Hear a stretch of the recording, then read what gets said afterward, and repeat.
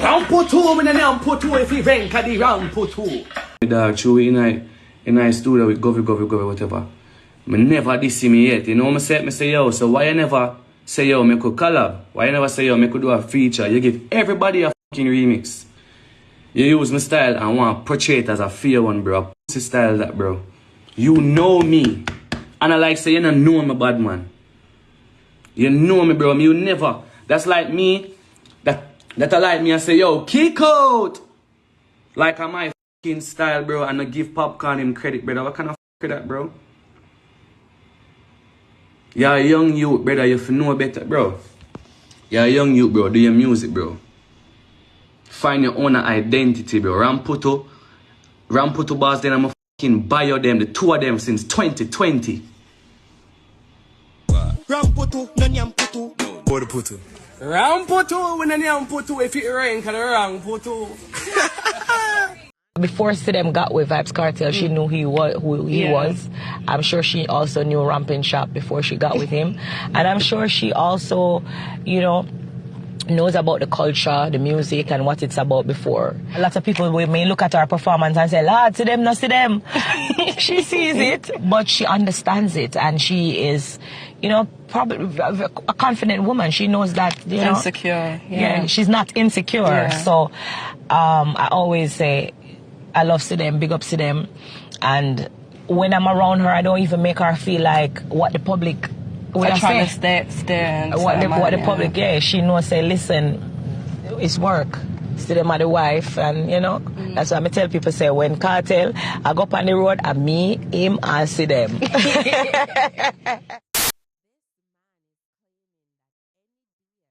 No white woman now left big England. Come a Jamaica and go there with a man in a prison and have a plan. You see, any day Vybz Kartel put on a ring there, me I tell you, say, he go find out one I knows. It's a divorce. And you see, any get that divorce there, you see them a divorce there, he go and get a pill. You see, look at them when I promote all over the world, street vibes rum, I think go get the pill in now. Yeah, man, kind of love drink, you know. I'm gonna start cut my performance now. Come on for a bumper class stage, brother. Somebody, I see some man are going like them want this or 5, 6. See, remember 6 the whole I used to say. Choose 6 bars to the G, I see everybody a switch. But 6 bars soon forward a Bumbuckler Road. And I bump some out and I go bumps in a real life.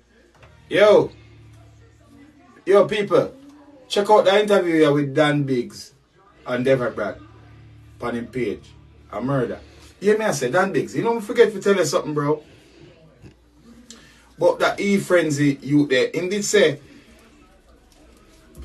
Dever Brad and a bad man and this and that and Black Rhino, they have to draw a knife off of me. I want to check out E-Frenzy. He might talk something. Anyway. Yes, it's true. What I say, but Black Rhino, a real talk. Black Rhino draw a knife off of me when me there at Sumfest. See? Road boy, I'm in a wrong road boy. When a man want make it in life, brother, not make nothing stop you. I understand, say you feel like say Deverbrat was the problem when we can never perform at that Sumfest. I don't know if it's 2006 or 2007 Sumfest. It was when Deverbrat and the Portmore Empire perform on Sumfest. Me can't see it nowhere on the internet because them don't have an ulterior motive. Anyway, as me say, the performance go on and we reach back at the hotel. Without a door, we reach. Everyone's reach forward. Me go put on my stuff them and you know, my brethren call me from Canada, Nitro, call me. Call me at you know. I mean I had to be a dub for Nitro. So Nitro called me downstairs and all of a sudden me see Black Rhino come down to me downstairs and I say, yo, dog, you See a dog, you know, make me perform in a dog. Yo, dog, my Bex, you know, this right in front of Nitro, them, you know.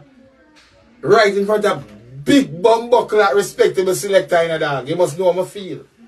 For see, me say Portmore Empire and the little youth, the littlest youth in a Portmore Empire, I go forward to me and I go tell me, say, yo, dog, him Bex say him not perform.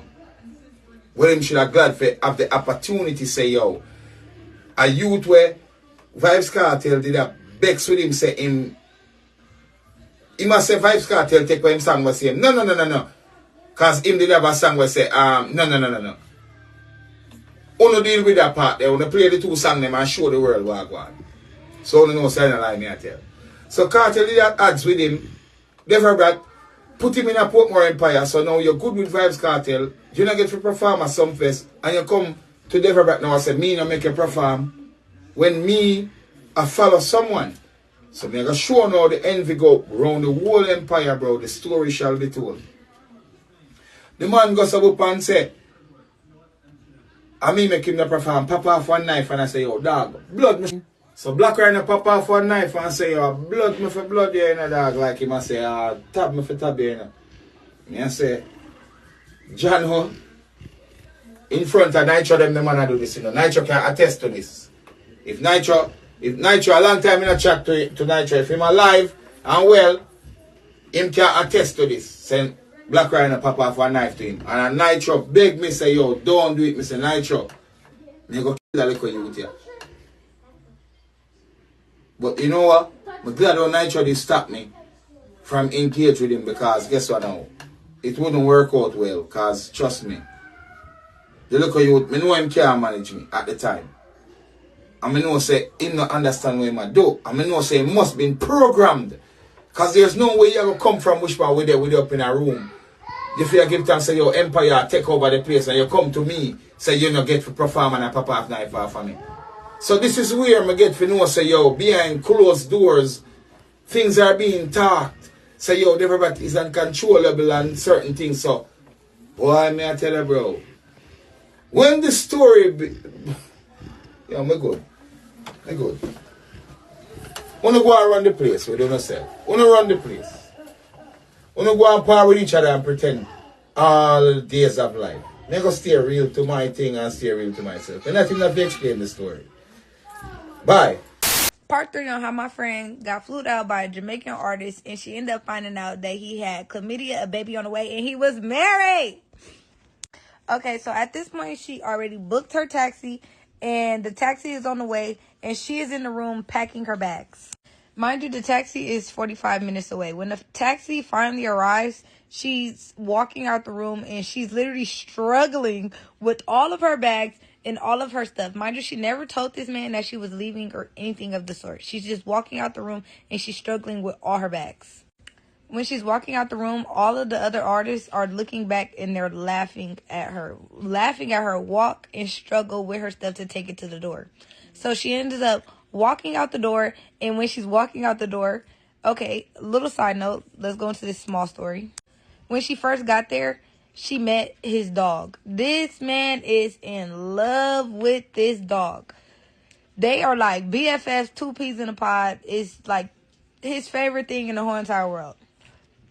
His number one rule about the dog was do not let the dog go outside. It is a house dog.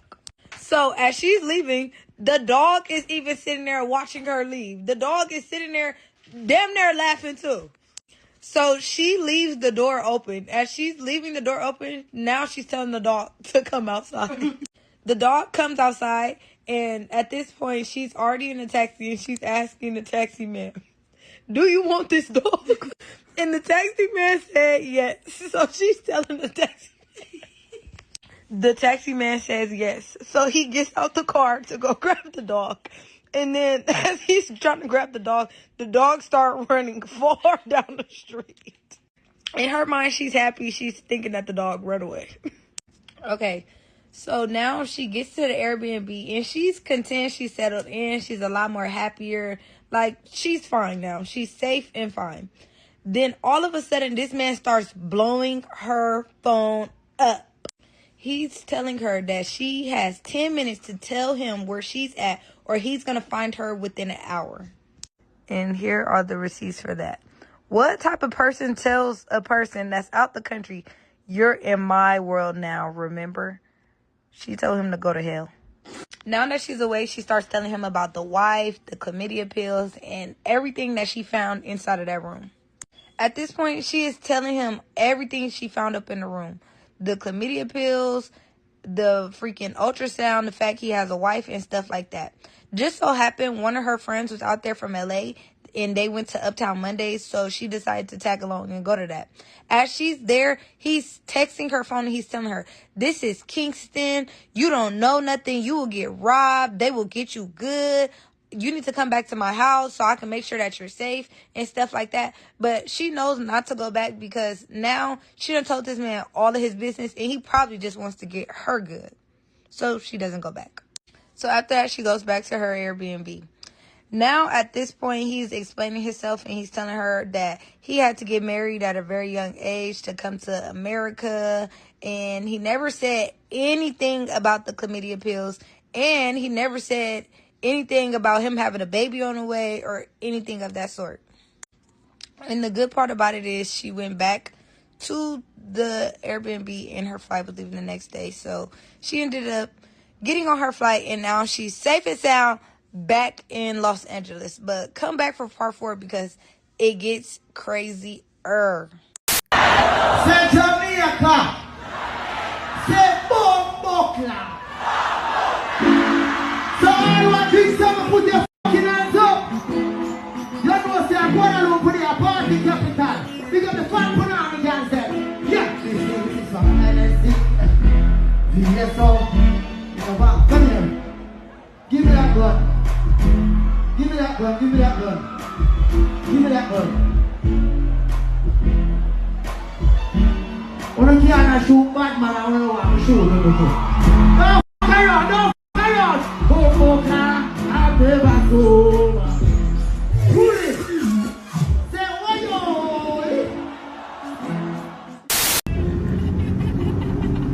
Right on my honor. You gonna knock your head.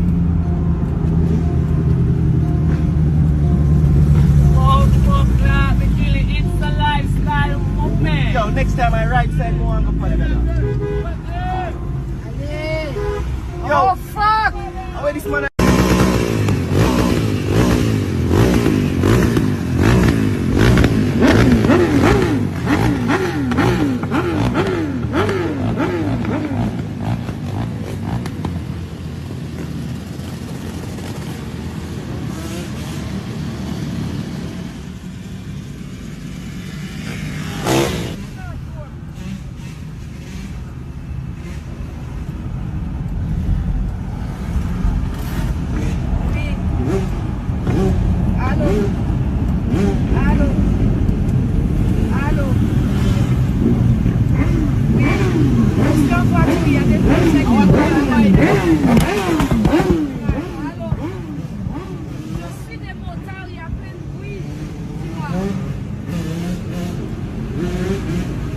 Rastafari is a black power movement with a spiritual nucleus.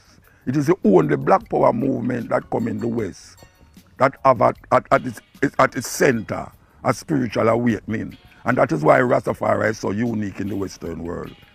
It's fighting for the liberation of African people, even though, especially in a reggae music, you hear people are twist it and turn it round to make it mean something different. That means white people all over the place now cannot jump up on a tongue book. One love, one heart, let's get together and be all right. Yet still them don't go tell them family.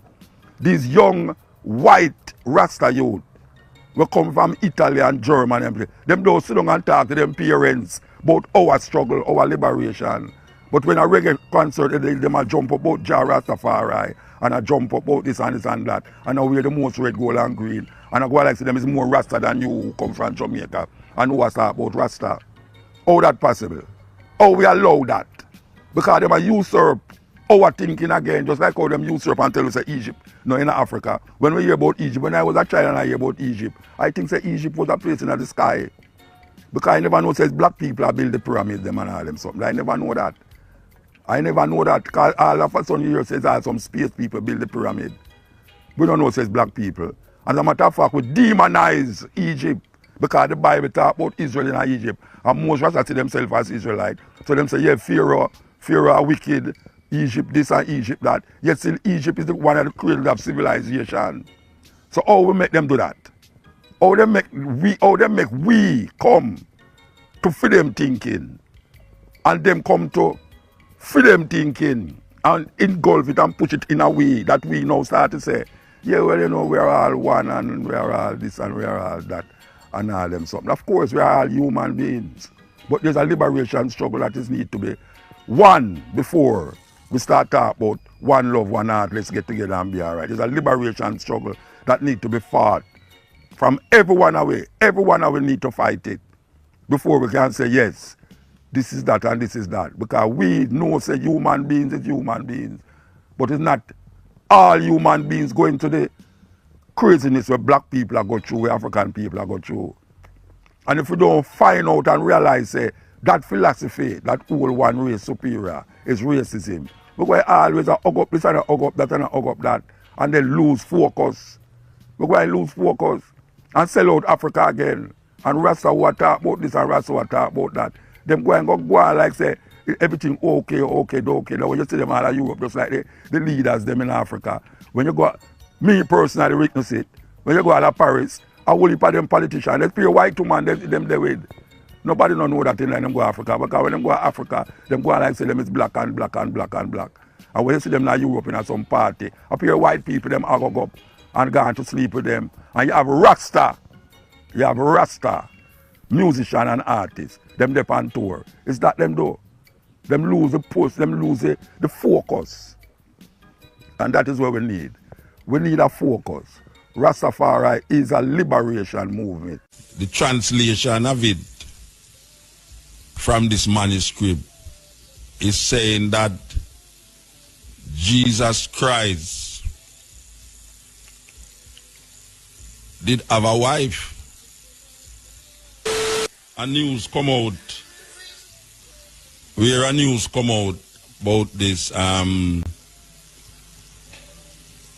well, I don't know if it's an archaeologist, but she appeared to be a big scholar in the theological vibes there, you know, them theologians who is always digging up and finding things. Well, apparently this scholar, this woman who is a well-respected PhD, all the other accolades that them have on your name when you go through some big theological universities, them find a manuscript. And the manuscript is a very ancient manuscript, dated, well, they never put no date on it, but it's a long time manuscript them find. And this manuscript is said to have some words of Jesus Christ on it. These words is not in the Bible. So it's a new piece of the Bible them find. And some on papyrus paper. Them find it on the papyrus paper. And where it say, the translation of it from this manuscript is saying that Jesus Christ did have a wife. This is a serious thing because many people have been saying that over the years. But now, if this is legitimate, where you're going to hear about it,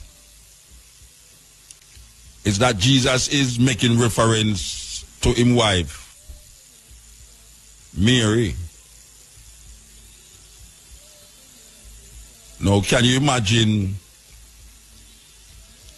all these nuns over the years who was celibate, we never want to have no sex because they are the bride of Christ. You can imagine all of these nuns get jealous and now say, oh, Jesus should have a woman with them. It's a terrible thing. Because they thought that they were the woman of, or the bride Because you know these nun married to Christ, you know. Them have an all ring, you know. Where them give them everything to Christ. And them sit up in these nunneries. For centuries it has been going on. Can you imagine if this, well, you know them not going to accept it. Them not going to accept it. I don't care what we're finding fine and how legitimate it is and how historical it is. Them not going to agree with it. But all these monks will sit up in the monasteries who has been masturbating themselves and has been troubling little boys because them take oath of celibacy to the Lord. For years, you know, that them find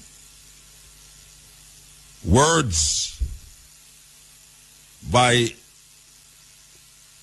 Jesus Christ that him did have a wife. Now the Da Vinci Code, where did I go and kick up rumpus over a couple years ago, did state such. There is a movie named The Last Temptation of Jesus Christ, where it mentions such union between this woman that them call Mary of Magdala and Jesus Christ. And many other books have been written about the union between Mary and Jesus. My argument is that why is it that the Roman Catholic Church is so hung up on no sex? It's like sex is a sin from them time there until now. Them put a taboo upon sex. And we see sex as, I mean, the worst thing. It's a terrible thing, you know, because you have all a woman and una go on and you have all a girlfriend and your wife or your woman who you live with, she will accept that you have a friend. But you see, from she go, you say you and the woman outside go have sex. Now it changed the whole thing, you know. It changed the whole thing now. So you can't just have a friend and like have no sex not coming out. And you have man who claims him love him woman, you know. Love her. And him say, yes, I know sex, you know, it's love, genuine love. And you see, if you remember what you used to have sex with the next woman out there, I done him done with her. So love, sex stronger than love in the Western world where sex destroy people. Sex get you mad and some people take sex with love. So it's a weird thing because the church started, the church create that evil thing around the sex. Them all claim say Eve first curse was the idea of she having pain in childbirth. And them have a woman named Mary who them claim never have no sex to bring forth a child in the world. So you can see how the Roman Catholic Church, because the Roman Catholic Church started. The Roman Catholic Church started because Rome get it from Greece, Greece get it from Egypt. But the thing with it that Egyptians saw it as a myth. It was a myth in Egypt. It was a myth in most indigenous societies where we hear about the gods, and the gods, like all in the Egyptian, in the Greek mythology where you have Zeus. Zeus was a way to call it now, a god who just have all sort of woman, woman. So in a Rome, sex wasn't almost a perversion as how we see it in Christian society. It become perverted to the point where now you start to think about sex, you feel that you are sin. Most man think about sex in a 5 minutes. The amount of time where a normal man think about sex. If his wife ever do, if his wife ever know his mind. But most man now go say him think about sex. But it's real. It's real thing. It's real thing. Most man in that 3 minutes, every 3 minutes, a man think about sex. Every 3 minutes, a man think about sex. And any woman out there, if your man tell you say, don't go so lie about tell him say MUTA say, every 3 minutes a man think about sex. You understand? If him tell you say MUTA talk foolishness, MUTA talk foolishness, you have, especially when you get older. Especially when you get older. Because when you get older, you feel everything can go left, you know. So you have to repellish it when you get older. Because when you get older, you feel everything can go left, you know. So you have to repellish it when you're thinking. And that's how you have to start to think enough things. You know, see, you have some man, I look at some young girl out there that if I go like, if I walk with her wife, that I go like, that look. When the wife did eyes him sideways, you know. I look at him sideways to see if him see her because she look at her too, you know. The thing you know, is that woman always look on a woman where if you feel such a pretty thing, a woman look on the woman first. She look on her, and then when she look on the woman, how the woman look, shaped and thing, she eyes you around the corner, obviously, if you are look. You make sure say you don't look. Because it's almost like say you eye rape her. You say, where you look at her so far? It's a serious thing. So the sex thing is a serious problem. It's a serious problem. We have a serious decadent mind when it comes on to sex. We have a serious, what you call, sinful way toward this sex. And where we know, say, we can't escape it. And in the Western world, it becomes so perverted. It becomes very perverted. And the Christian mindset even make it more perverted. Because the more you put stigma upon it, is the more you sin against it. Because the law, not that if you save you, the law that if you kill you. Because law not come out of conscience, law come out of societal practices, not necessarily societal practices, but law come out of how people in a society decide, say, they're going to keep the society in line. So them create certain laws, but necessarily, sometimes the law is against the people. Sometimes the law make you sin more. Sometimes the law make you do things where it's like how a man make ganja illegal. You have some man that say ganja shouldn't be legal, but the law said. And until the law say it's legal, you're going to always have people that go jail feed. So when the law make it legal now, how you go compensate all the people that you lock up for ganja over the years? Because sometimes the law can sit in, or the lawyers, the people who make the law, can sit in and legislate that we can make that law redundant based upon for what is taking place now. You understand? Just like how we read in the Bible that them say, if a man commit adultery, he must be put to death, just like a homosexual. But now, it's all right for be an adultery in a Jamaica, but it's all right for be a homosexual. I don't know. You should have someone start stone some man because the whole of we guilty of adultery. You know what I'm saying?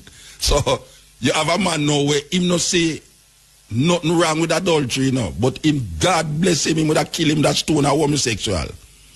Because to him, homosexuality is worse, the worst thing a man can do. Because it threatens female sexuality. And the woman now, she can't take no recourse against it more than say, Me I left you, you know. Me I left you, and I threw the pity them, me not left you already, you know, and I left something there. And the same Bible will tell us homosexuality, a man for dead because of homosexuality. The same Bible will tell us adultery for dead too. As a matter of fact, the Bible have a way if I'll tell you, say, if you have a vineyard, you must plant certain food with next food. Yeah, serious thing. That's why all man take all oat against vine food. You have bubble them when I eat no vine food. Because number 6 tell you say you must drink no wine or nothing from the vine and all these things. So it's really a concept where man come up with in certain things. So the Roman Catholic have a monopoly for certain vibe and come on to Christianity. And them create these laws for make you sin. Yeah, you have societies now where it don't matter to them. You know, see, you have in Africa, polygamy. In Africa, polygamy is more accepted than homosexuality. In the West, homosexuality is more accepted than polygamy. As a matter of fact, to the USA newspaper poll, said that most Americans believe that polygamy is worse than homosexuality. Most Americans believe that polygamy is where a man have more than one wife. Monogamy is when a man have one wife or a woman have one husband. Polyandry is when a woman have more than one husband. And then now me I hear about a new one named polymony, where a couple is involved with more than one relationship and the whole of them agree with the whole heap of relationship where the whole of them have. So you have polygamy, where it's practiced in the most Eastern societies, including Africa. Like the president of South Africa, Zuma, he have 5 wives. He come here with one the other day. I don't know who might try to show off. But I know he have 5 wives, and everybody know he have 5 wives. Zuma, the president of South Africa, have 5 wives. And it's not unusual for a Zulu have 5 wives. In the Hebrew tradition, a man allowed to have like 7 wives. Me go to Cameroon, and me book a man, we have 72 wives. The man is a madman. Definitely. Because 1 is enough for 2. I mean, you got away 3, 4, but when you got at 72. The problem with in marriage, you know, is that, and it's a weird thing, because I see some things in Africa where it would blow some people's mind, you know. I see a man, I sit down with them and I reason with them, you know. The man married to the 2 sisters, them. Him have, you know, Jamaican people kind of classity, you know, and I go like say something. Because when you go a country, trust me, cousin and cousin, they're together, this and that, and family, this with the relationship, and all them something, and I go like it not happening, you know. But the man have him 2 wives, them his sister. We book a next one where this is weird. Like the 2 of them, the two people them engage. But the arrangement is that before they're married, the man can deal with who he want to deal with, and the woman can deal with who she want to deal with. But this when they're married now, they have to give a commitment to the marriage that way there. You're thinking at Jamaica, you could have engaged that woman. And I tell her, I say, all right, like come here, not married yet. You know, can't go and deal with my whole-time girlfriend. Should have chop have a finger with a ring for it, believe you me, the engagement ring. But it's different strokes for different folks, you know, in different societies. Certain things happen, certain things work, where you would have looked upon as weird. You understand? But it's not really weird to them. Like it's weird in America, especially in Jamaica, you know. I mean, the monogamous thing kind of stifling, believe you me, monogamy kind of stifling. Consider and say, most man is by nature polygamous. And you can't work out a polygamy there in a country where tell you say, boy, right now, if you go married, one I marry, bigamy that is an unlawful thing. So Rome come and Rome set up certain laws and set up certain doctrine, and in them religion thing, them cause now. That's why you have so much pedophiles and so much priests where they the little boys, and the homosexuality is rampant amongst priests because they must stifle a certain part of them what is real. They must stifle it. You know, see it. And through them must stifle it now, them turn to, well, part of the Bible they tell you to, in our Romans, when Paul talk about, because of them perversion, the Lord give them up to unusual behavior. Men turn into men and women turn into women and all these things. So, them set up themselves, perversion, and then them now turn around now, and you who now accept these things now, you is seen as uncivilized, you is seen as not keeping up with the times. You understand? And if you don't accept these things now, you are labeled all sort of name, big name like homophobic and all these words where we never hear about. When me a little pick, me never know name homophobic. Me think was an instrument where people play. You understand? Although we hear some big word. But these paper, these papyrus that them find, or this woman find, I don't know how effective it's going to be upon the thinking of Christians. Because maybe you don't even hear about it more than so. You understand? Again. But as we say, when we talk certain things all 2-3 weeks down the line, you hear it just coming at the newspaper then. But look out for that news there because it's going to be a serious thing.